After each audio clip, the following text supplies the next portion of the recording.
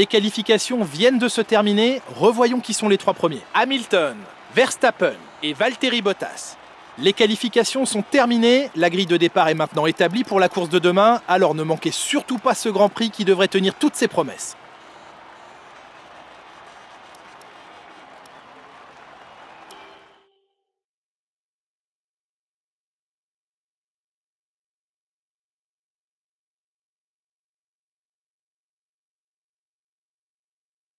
C'était une bonne journée. Quelles sont vos impressions? Comment sont les fans au Grand Prix, dans votre pays natal?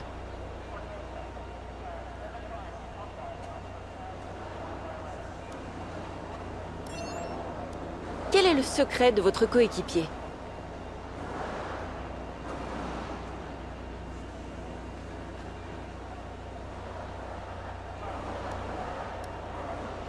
Pensez-vous que votre coéquipier a effectué une belle performance devant ses compatriotes?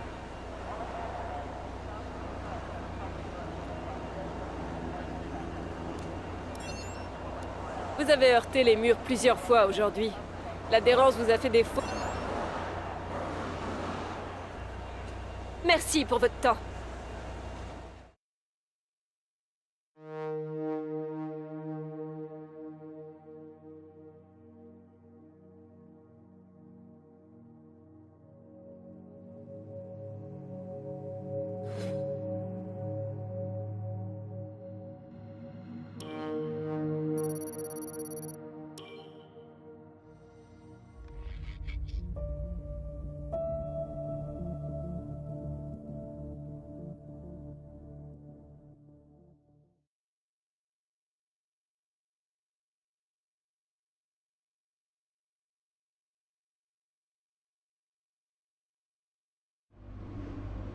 On n'a pas eu de chance, c'est pas vraiment la place qu'on visait sur la grille, mais courage, c'est quand même pas la fin du monde.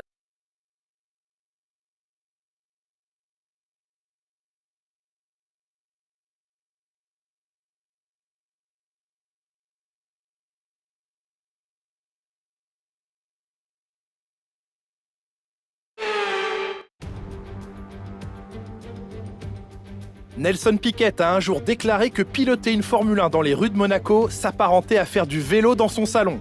La comparaison peut faire sourire, mais elle est on ne peut plus juste. S'il n'existe pas de victoire plus prestigieuse que celle du Grand Prix de Monaco, y parvenir n'est clairement pas donné à tout le monde. Le tracé du prestigieux circuit de Monaco n'est pas très différent de celui qu'on pouvait observer il y a quasiment un siècle.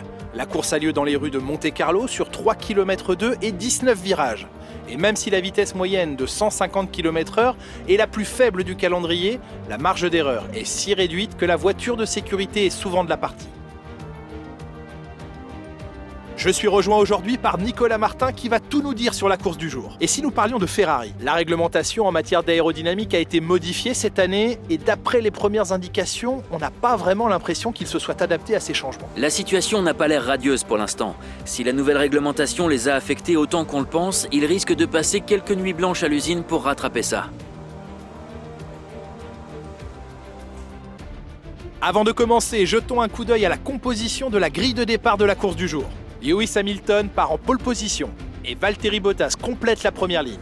En ce qui concerne le reste de la grille, Pérez, Norris, Charles Leclerc et Vettel, Ricciardo, Fernando Alonso, Stroll et Esteban Ocon. Tsunoda, Verstappen, ils vont s'élancer en fond de grille à cause d'une pénalité. Pierre Gasly et Mick Schumacher. Giovinazzi, Russell, le prodige et Callum Ilott, Mazepin et Nicolas Latifi.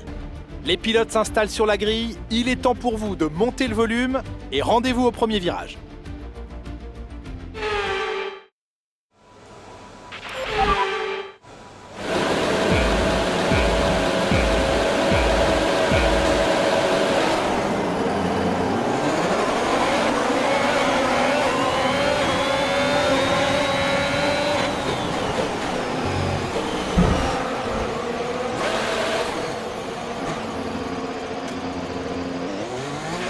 On a constaté un niveau d'usure important dans le moteur à combustion interne. On va subir une perte de puissance.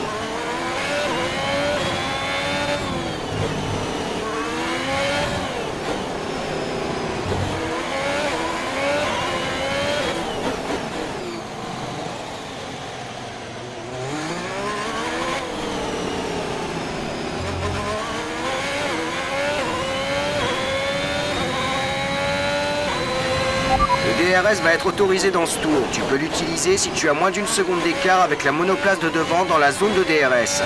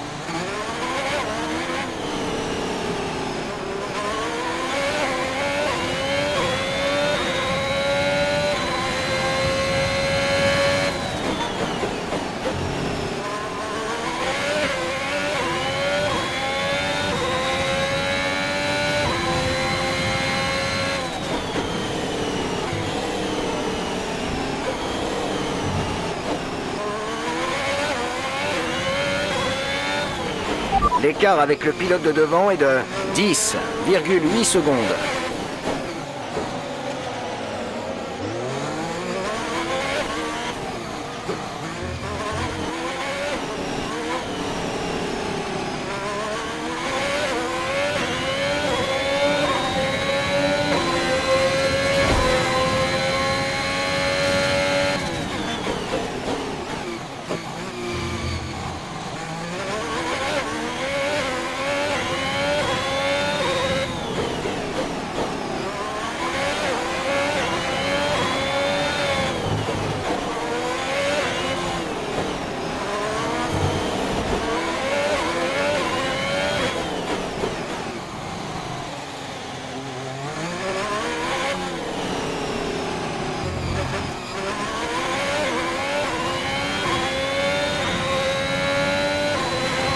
Dernier tour en course, c'est ton dernier tour.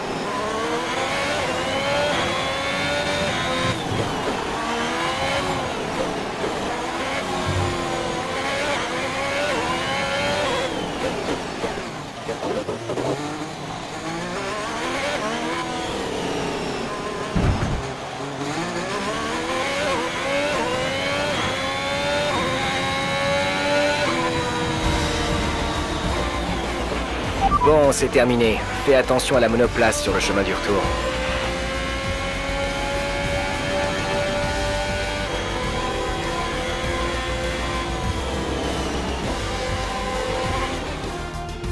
C'est une victoire grandiose qu'il a décrochée aujourd'hui à Monaco. Il peut être très fier de sa performance.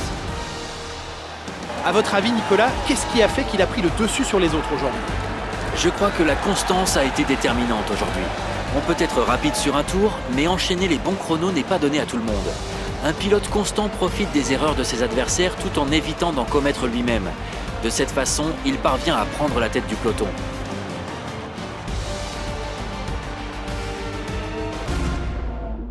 Mercedes est de nouveau au top après cet excellent week-end et ça fait plaisir de les revoir sur le podium.